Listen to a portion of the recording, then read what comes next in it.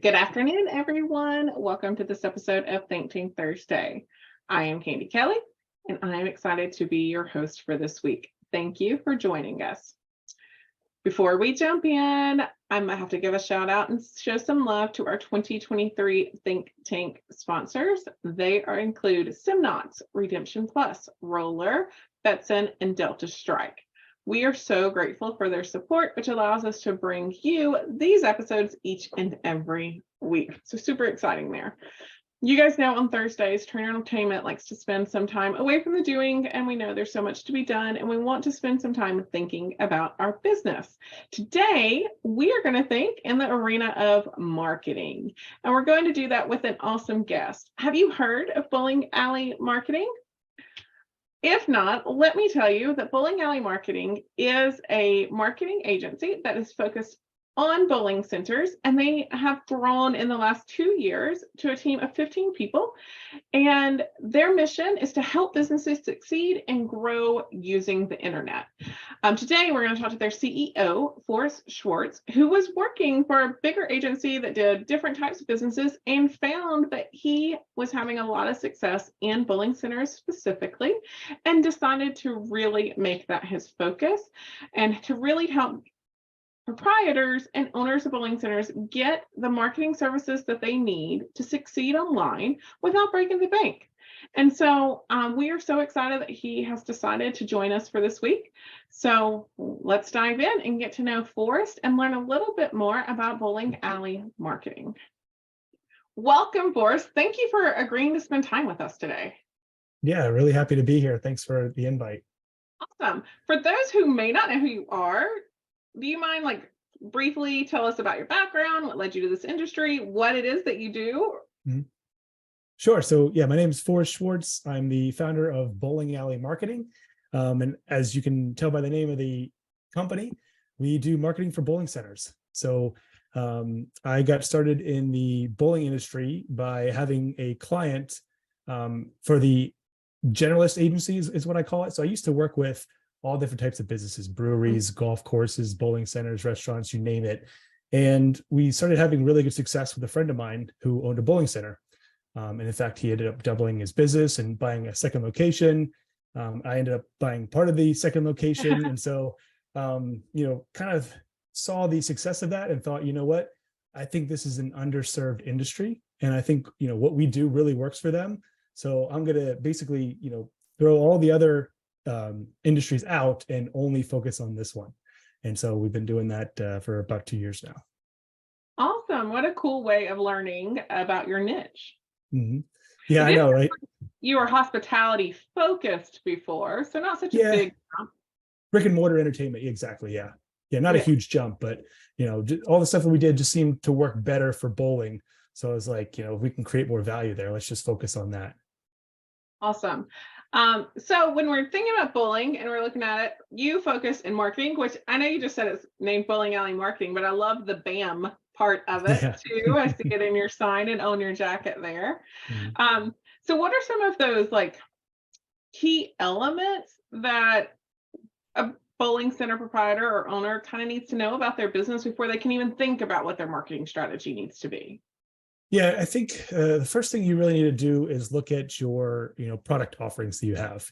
So, we're seeing a big switch in the industry of people who are purely bowling based to starting to mix in other things like, a strong food and beverage offering, maybe something like laser tag, escape rooms. They're moving somewhat towards the FEC model. I like to look at it like a big continuum. You got, your traditional league house on one side and all the way at the other side is like a pure FEC. And I think most bowling centers find themselves moving in somewhat of that direction. Not everybody, obviously, but a lot of them are moving that direction. So the first thing you need to do is figure out, all right, what do I have to offer? And then figure out what you're going to offer for those. So like what types of promotions, if you want to fill a slower area, you're going to want to come up with some kind of offer to entice people to come in there and really get, look at what your inventory is. Especially bowling, that's one where the inventory is limited. Exactly. Mm-hmm. So you can only get so busy on a Friday or Saturday night. Or if there's leagues, you only have a little bit. So you got to decide, all right, first, what do I have to offer? And then where can I offer it? And then what is the offer? Start with that. Sounds Um, pretty simple in terms of the right. questions. Yep. Yeah. I mean, but you got to start with the basics. Otherwise, you build a foundation on sand and, it's never going to hold. Yeah. So then the next piece would be to look at your demographics. And I think this Okay. is one that a lot of proprietors know intuitively, but they might not be able to relay that to someone doing marketing or maybe to put that into execution. So like, most proprietors, they're in their center, they know their customers very well, but they don't always think about how they're going to appeal to them with some kind of a marketing or promotion. So really dialing in, who are the big employers in town? What are some of the big organizations? What's the, income bracket ranges? What are some of the demographics? Are they more rural? Are they more urban? Like really break that down. And some people even take it so far as to name an avatar. Sometimes we do this where they'll actually create like a fake person that represents their clientele.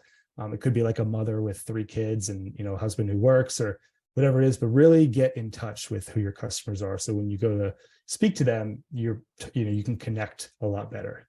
Yeah, I've worked with clients in the past that was like, what would Cindy say about Mm, this flyer? Would she read it? All of those things. Instead, they look at it through the lens of whatever they've named their avatar. But I exactly. find that attraction locations sometimes struggle with this. So I'd like some insight from you because their target our ideal customer is different for, let's say, leagues versus my Saturday night bowling versus my restaurant. If a lot of bowling, centers have a really good food and beverage, like a full Mhm. restaurant sometimes attached Yeah. to it. And so they start to get confused when there are competing demographics there. How do you help people work through that? Yeah. So I mean, there's always that battle of the who do you cater to. I think it's really a balance. And if you look at it through what your product lines are, you can kind of cater the offer each product line to each demographic. So that's why you got to take stock of what you have to offer so that you can match that in the right time slots. Because bowling on a Tuesday night is going to be a different demographic than bowling on a Saturday night. So if you have those worked out, which ones to offer when, and you can kind of get them together. Once you can get those two demographics to kind of work together and see each other as a team to keep the center lively and upgraded and people coming in, then it tends to work out a lot better. Got it. All right. So I need to know product offerings, my promotions, who those promotions I am targeting them at. What else do I need to know before I can start to build a marketing strategy? The next thing you would want is your channels. So where are you going to send this stuff out to? Are you going to send it out on social media? Or are you going to do paid social media? Email, SMS? There's a lot of different channels out there, and each one has its nuances. The way you would send a text to someone is very different from what you would do for an email. And so you need to be able to craft all your different offers or promotions into the channel specifically. Anything else? Do I need to know?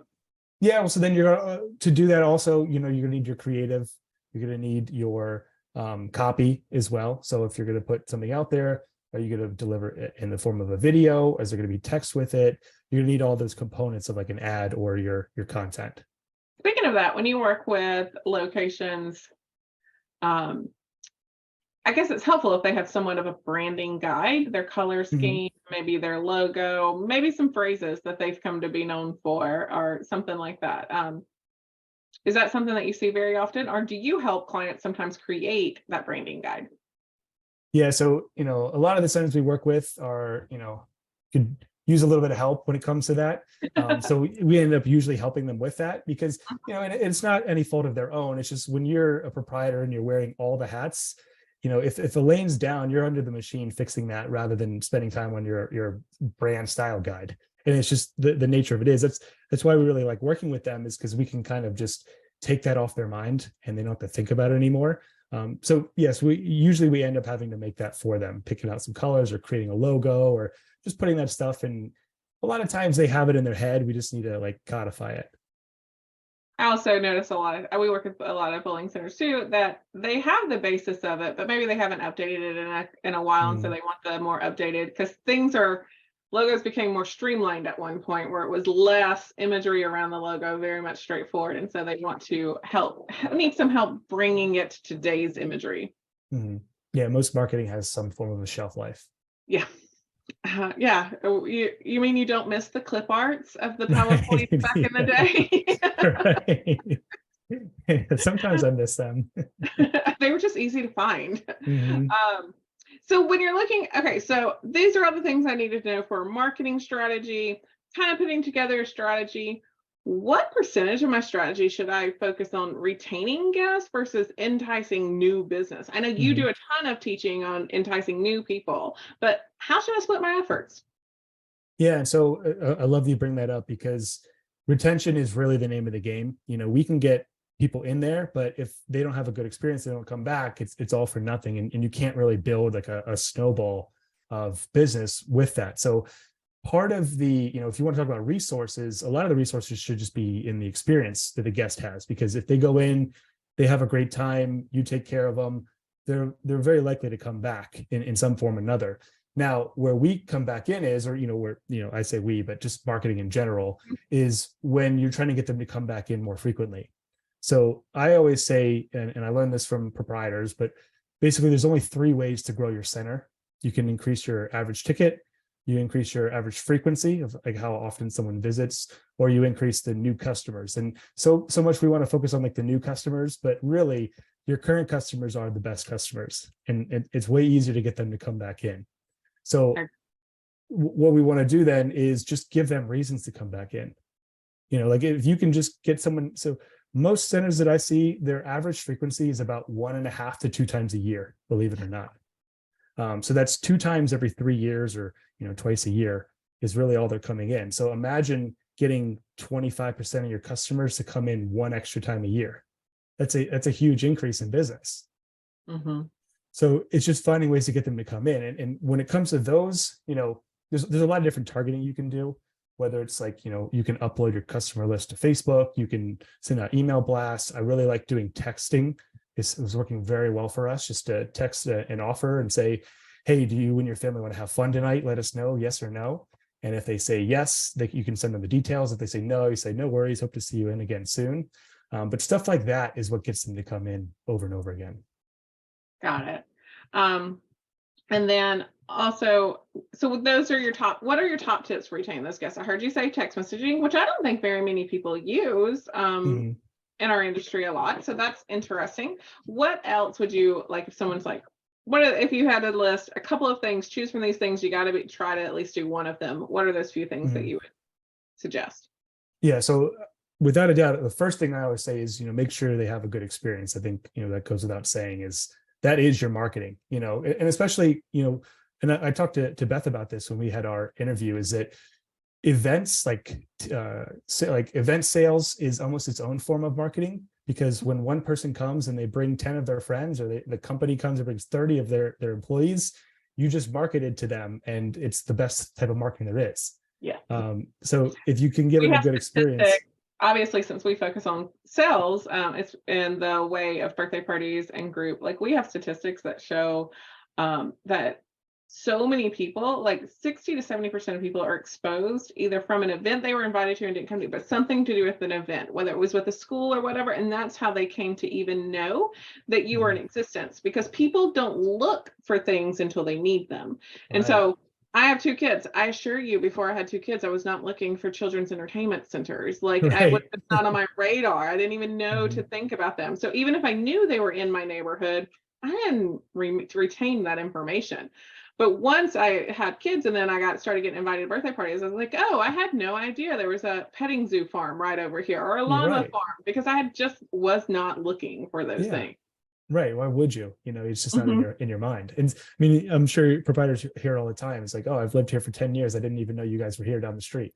I talked to a client that just this morning who said that they had run into someone who lived in the neighborhood literally across the street from their business, and was in a conversation, and that person had no idea they had a full restaurant attached to their business. Just had no idea it existed. Yeah. Exactly. They don't know. I mean, these could even be customers. They don't know all the stuff that you have. So such a huge piece is, providing a good experience. is always the start. Doing a lot of party and events business. You guys have different markers that I really like. Is like your of your food and beverage business, it should be this percent is like events.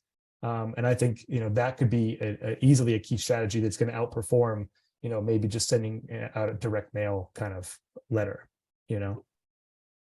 But yeah, so then as far as what else I would do for retaining guests, like I said, SMS is good. It's kind of like playing with fire, because if you do it wrong, it actually kind of backfires. So you got to be careful with it. Yeah, because text is very personal. Like you get text from your friends and family. Email, you're used to getting it from businesses, but not text. It's almost like sacred. So when you do it, it has to feel like it's a person or like it's a friend. So we'll actually say, hey, this is, Candy from Train Entertainment. Do you guys want to have some fun on Friday night? And then we wait for that opt-in. Like we won't say anything about the promotion until they say, yes, I want to learn more. And that way you preserve that relationship. Order your pizza tonight or whatever, you actually started out as a conversation versus just a blanket message that's being sent out there. Exactly. They have to opt in and ask for more information. Otherwise, it's just they let it go and it's okay. And the other thing is you can't do it like every week. It has to be once a month at most, maybe once a quarter. They work very well. Different from what we are told for how many times you should send emails versus how many times you should post on socials. That's totally a different rule of thumb there. Exactly. Yeah, it's a different piece. That's what I say. There's a nuance of each channel that you got to be a little bit familiar with. You got to cater to. Interesting. And I'm assuming that limited, like you almost reserve it for the most special things because it is such a personal form of communication with your guest. Exactly. So you don't want to abuse that. Yep. Think of it like your big weapon that you only get a couple of that you want to save. Okay. All right. So experience, you like SMS. Is there anything else you're really liking right now? I think you do a decent amount and suggested some videos and some stuff like that and letting people really see the business. Yeah, and that works both for new customers and existing. We're big fans of video. I mean, if you go on any of the big social media platforms, they all want to be video. And they all want to be like TikTok, which is the big, the next new thing. And so we don't do a ton on TikTok currently, but we do copy the style for TikTok a lot.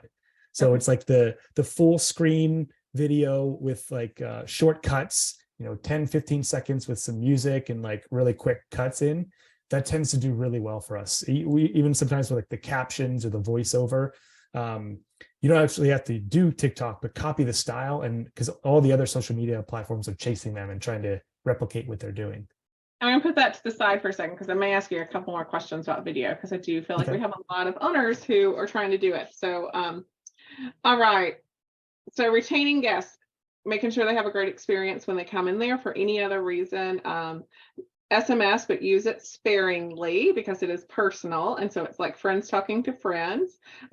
Anything else you want them to know about retaining guests? Because then I want to ask you about bringing in new guests too. Sure. So the big one, the last one that I'll say on this is having a good database. So you'd be surprised at how many proprietors we talk to who don't have any database at all. They might have Kids Bowl free list floating out there somewhere or a leagues list, but they don't have any central location where they put all the information on their customers. So I'd say that's paramount to really building something where you can get them to come back time and time again. For bowling centers, especially, I don't know how many times, have you perused through a Kids Bowl free list before? You get a lot of data about your people through those lists that are provided from you through programs that BPAA does. And so it's not, you don't just get like name and email address of people. You get who's in their family. A lot of times they've tracked how many times have they signed up for a Kids Bowl free, how many times have they utilized their coupons. Like it's a lot of information that you could put to good use. Yeah, and that's the thing is like you got to do something with the information or put it somewhere. But yeah, they give you so much, and like birthdays, how many children they have, and again, you always want to be kind of sparing with what you do with the information, but you can use that to really paint a picture of who your customers are. Yeah, awesome. All right. I know that the next topic, even though retention is where it's at, I know you have a little bit of passion about new business, though. I watched Mhm, a couple of your presentations. And so, what are your top tips for getting new people? I just moved to the area. How do mhm. you let those people know that these businesses exist and that they need to go? I like to say a lot of times, it sounds like it should be easy. And one thing that I love is that we're not selling anything that people don't need. Like, I don't need a mattress every day, only Mhm. once every couple of years or whatever. Fun is something that everyone needs all of the time. We just got to let them know that they need it and that we're here to provide it. So, how do you Right. suggest people do that? Yes. Yeah, great question. So I like to look at it from two different angles. One I call two different type of demand, I call it. So you have your fulfilling demand and creating demand. Fulfilling demand is when, you're saying that before you had kids, you never looked for kids recreation, but now it's, 2 months out from their birthday party and you're wondering what you should do. Where do you go to find more information? Um, Places I've been invited to in the past, Mhm, social media, and mhm. Google. Exactly. So we want to make sure that they're showing up in those places for those types of terms. So if what a lot of centers do a really good job of is dominating search results for bowling, because usually they're the only one in town, or there's Oh, there's only so many you're not putting competitors. two bowling centers a lot of time within like a 20-mile radius of each other. There's E- typically more space. Exactly. So they're gaining all that search traffic for bowling. That's taken care of. But what they forget about is birthday parties, corporate events, maybe even other types of venues where, or restaurant near me, bar near me, because they have all this stuff. They're leaving that on the table where all you got to do is add that to your Google business page, your website, and now you're getting traffic for that. You're fulfilling the demand that's already there. I have a client that has probably the best patio in their town, and they do live Mhm. up north, so patio season, incredibly short for Yeah. the northern states, and it's not mentioned anywhere on their website or anywhere, like, so they can't. I'm like, you guys can't be found for that, even though it's Hmm. really the most beautiful patio in this town. Hmm. If I don't, and I was like, and people will search patios near me or They outdoor will. drinking or Yeah. outdoor dining. Exactly. Yep. They're gonna look for that, and you need to make sure that you're covering those bases because they've already decided they want it. You don't have to convince them at all. They've already made the decision. You just have to let them know that you can fulfill that. So fulfilling is people who already know what they want. I know I want a birthday Hmm. party. I know I want to dine outdoors tonight. I know I want to go have some entertainment or whatever. Hmm. And then making sure that we show up on the list for the things they already know that they want, so we can fulfill those needs or desires. Exactly. Yep. Because Okay, if they don't go to you, they're going to go to a competitor because they still want it, whether they know about you or not. They're getting it. got it. Mhm. Um, okay, creating demand. Yeah. So creating demand, I always like to reference the movie Inception. Do you remember that movie with Leo and Have a movie memory brain, mhm, so even if I have watched it, I watched it for the escape and then walked mhm. away. So Yeah. So it's a great movie, but the premise is they're trying to plant an idea in this guy's mind in his dreams. And so we're basically as bowling centers trying to do the same thing, but instead of some grandiose idea in dreams, it's just we're trying to plant the idea that your center is the place to go for whatever promotion you're doing. So if it's families going out on a Friday night and having fun together, creating memories, you're trying to plant the idea that your center is the best place to do that. So to give you an example, we would take those videos we were talking about, show a family smiling, laughing, having fun, bowling, eating, and then maybe doing like games or a laser tag, whatever else you have, condense that into like a 15-second video clip with music, and you're just going to show that, and now that idea is planted. Oh, hey, let's go do that on Friday. Maybe we should go do that. Oh, that looks fun. awesome. Mhm. Um, and we're interested. You're interesting. So like I said, we have fun. And so we have all of these where people are smiling and being able to capture that and all of that. And people need more fun in their lives. We are Yes, they so do. overworked and all of obsessed with being productive that we need the escapes all the time. Mhm. Um, okay, you mentioned video again, so I'm going to make you dive in a little bit there. Sure. We know that video is the thing. Like it's the next thing. It gets you your most views. All the social media channels, they prefer it and will show that over any post or imagery that you may put out there.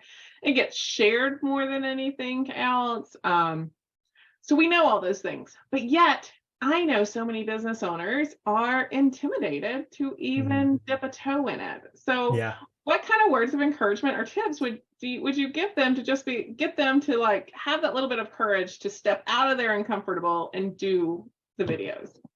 Yeah, I think one of the big realizations that we had with video is that the proprietor doesn't necessarily have to do it themselves.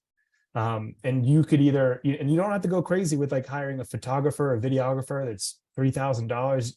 You could give it a cell phone to a 16-year-old niece or maybe a league bowler who's an amateur photographer and just say, record some stuff for me, and I'll give you some free bowling or whatever you want to do. Or we even do this for a lot of clients. Is we'll just find a local photographer and make a deal. Let's say go in for 3 hours, take as much video as you can, and then just dump it all onto a like a Google Drive.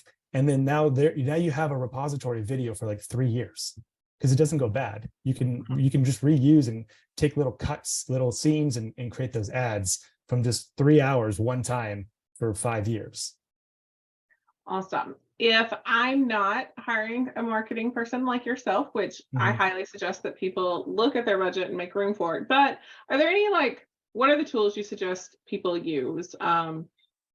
That could be an app to help them edit the video or any of that stuff. Any top tools that you would suggest? Yeah, so I mean, this one might be a little controversial, but it will work. Is you can actually TikTok. It's a social media platform, but actually has a really easy to use video editor. So if you just have the video on your phone, it'll actually help you create it. I think that's one of the reasons it's so popular. It's accessible, and you can just create it right there. You download it, and then you can either put it on TikTok, or if you're not using that, then you just put it onto the other platforms. That's honestly how we make some of them.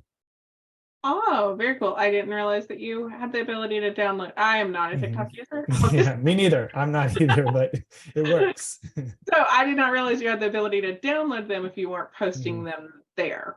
Yeah, you can. You just got to remove. There's tools to do it, but you want to remove the watermark because the other social media platforms don't want to help TikTok in any way or form. Some of the things you spoke about earlier is what horizontal versus vertical now. And so Hmm. for such a long time, I think we were going horizontally with videos, and the switch has now been made to make more videos in a vertical manner. Hmm. Uh, and then also the length of videos. What do you suggest there? Yeah, so I mean, for most of the time, it's going to be shorter is better.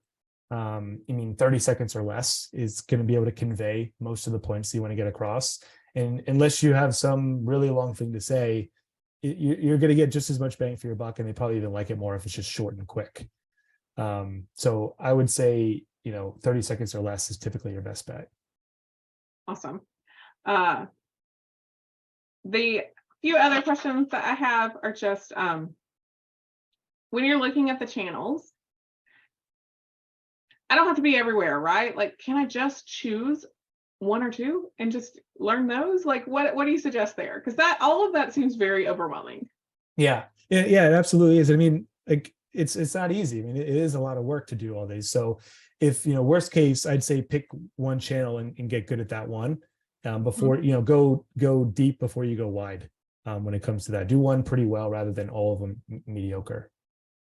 Also, I would say, from my own knowledge, I think who you are targeting Forrest talked about your demographics. Who are you targeting? Because I am the oldest of millennials. So I almost was not a millennial, I'm like 1981, but Mhm. I'm Instagram. Like I could care less about Me Facebook. too. I don't really care. Mhm. It's too much information. I don't care about reading that much. I don't care what you had for Yeah. dinner last night. Like I don't, the visual imagery all the way down just for me. And then I can decide if I want Mhm. to read your caption or not. However, if you're targeting, so a lot of the league bowlers are a little bit older than me, things like that, they're more Facebook oriented and Yep. focused. And that's why they spend their time and get some of their information.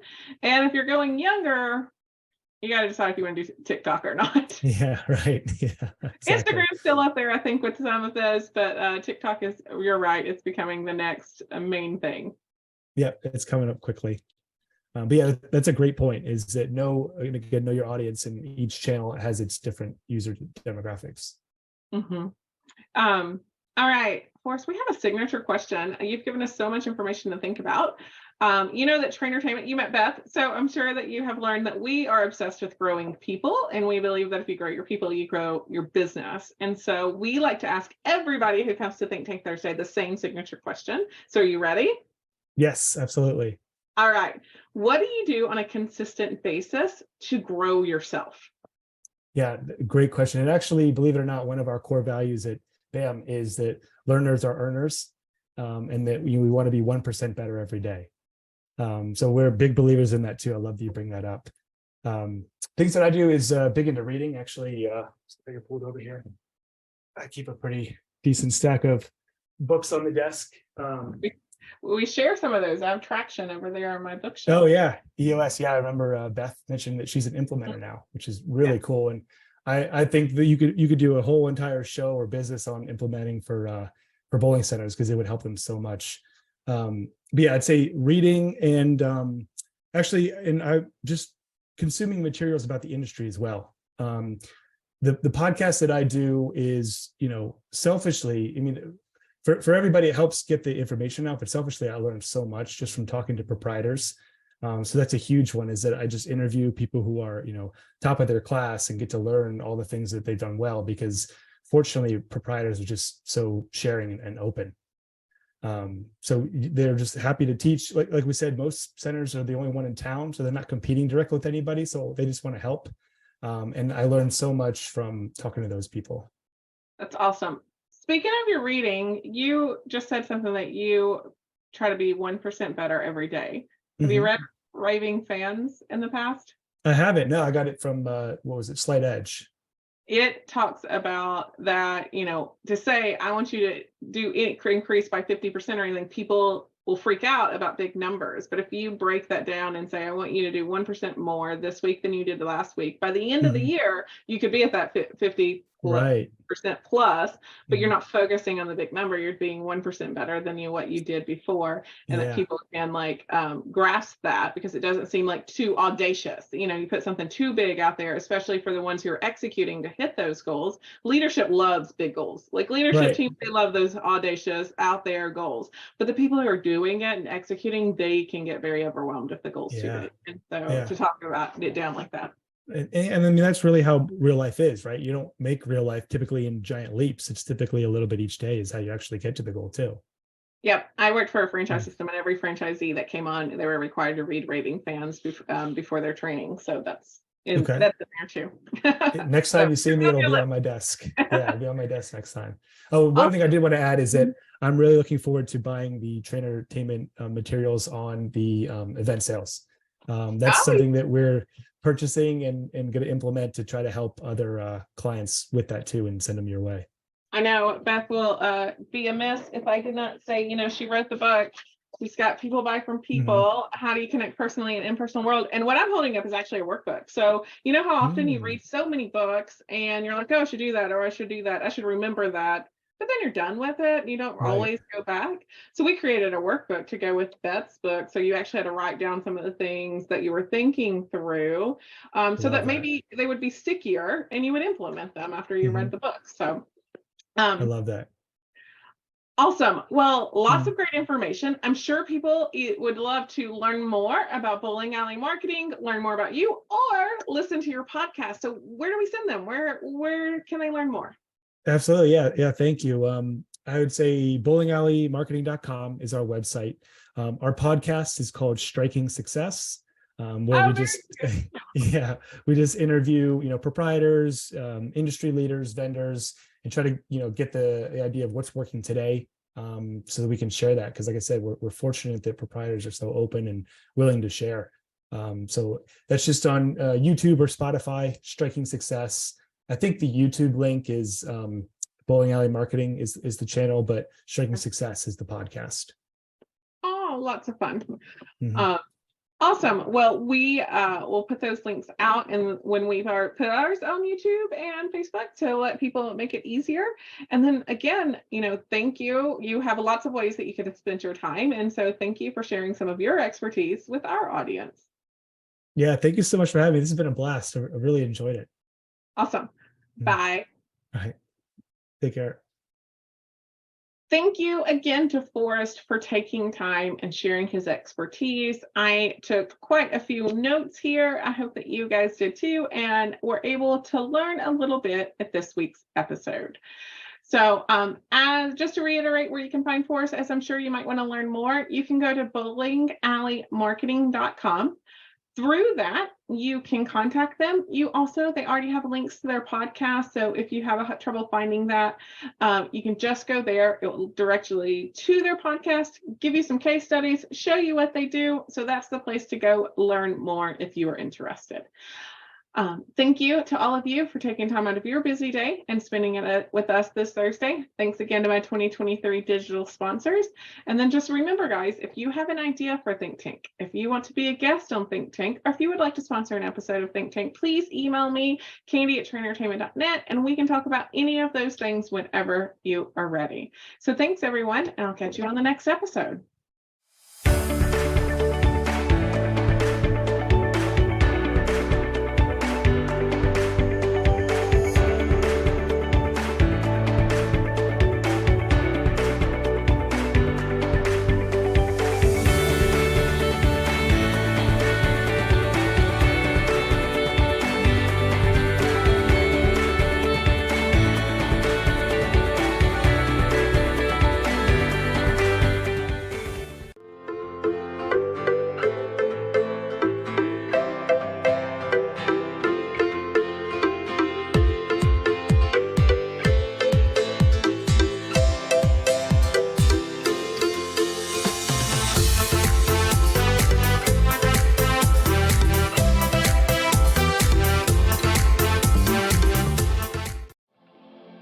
Introducing Mobile Wallet, the next gen in cashless fueled by Embed. Your virtual game card is added to the mobile wallet with no app download required. Just scan the QR code, then create your account in the mobile portal. Guests can do a quick reload of their game cards anytime, anywhere without leaving the game. They can also skip the kiosk and cashier lines, and there's no need for a balance check machine. With advanced security and encrypted tech, Embed's mobile wallet is the only FEC business solution compliant and approved by both Google and Apple.